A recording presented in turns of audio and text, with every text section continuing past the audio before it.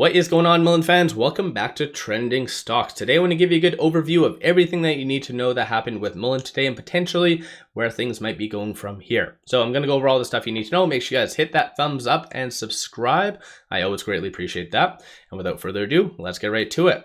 So Mullen did close 5% green today for a couple of different points, one of which didn't get delisted, no reverse stock split. So in other words, got the 180-day extension. This news also did come out about rapid response defense systems selecting Mullen Automotive as the exclusive provider for Class 1 EV cargo vans. And it goes to show the gravity of potentially how much this could be for Mullen, because RRDS was awarded $2.7 billion for basically spending. So it is fair to assume that majority, not all, but majority is going to be probably given to Mullen, maybe through orders, because it does say right here, Mullen's Class 1 EV cargo van launches this year and will be the only Class 1 EV van in the market. It is 100% electrified, making it a strong fit for federal government business. So definitely a very positive sign, but like I said, no definitive numbers as of right now. Most likely it might come in the next quarter or quarters potentially. So that is what gave Mullen a lot of good momentum behind the scenes. Not enough to really push it higher. I would have assumed a lot more momentum would have been given to it, but first thing in the morning, shorts were really at it. So I'll give you a quick update as far as that. So short score is currently 71, utilization still at 100%. And as far as what shorts did at the end of the day, or the net amount, it was 1.39 million shares is what they did end up kind of doing. Still, once again, on the threshold list, 161.57 million shares is overall being shorted.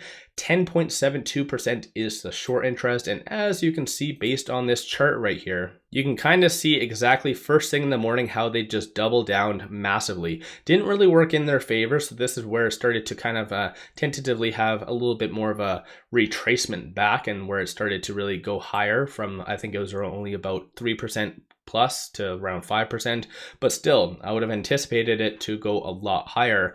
And when it comes down to it, as far as options activity, once again, no different, a lot more call options, but you do see the glimpses of puts. So overall for puts, there was almost about $100,000 in premium. So they're starting to really get up there. So something to be aware of. As far as transactions, there was 2 transactions on the secondary market over $100,000. So 104, 225. So definitely very positive, kind of within the norm, as you can see.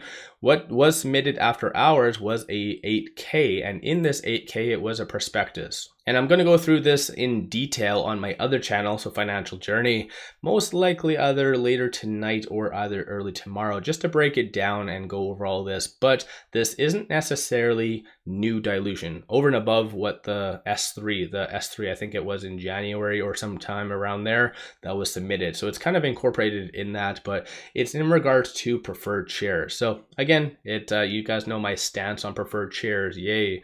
But no matter what though, this might influence the price and probably why it is going down roughly about almost 1% after hours.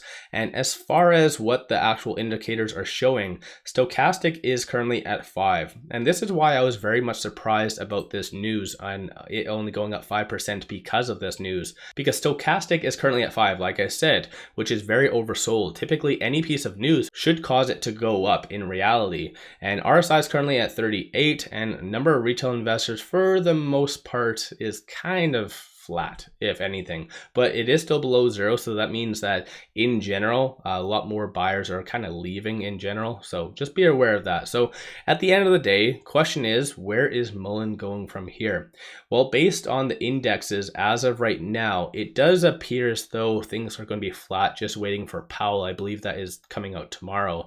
So in general, I think it's all going to fall down onto what he does say. So in theory though, most likely I do anticipate tomorrow being fairly flat until Powell speaks, and unfortunately at this stage in the game, it is just going to follow the market. Of course, if he is hawkish, then this is going to go down and continue the downtrend, and unfortunately this is where it does suck about this news.